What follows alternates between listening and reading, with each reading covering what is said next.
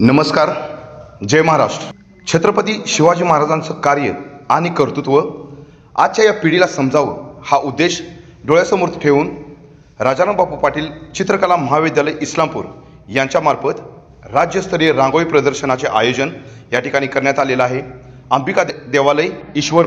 तर नक्की या आणि यालाच लागते अंबिका देवालय ईश्वर.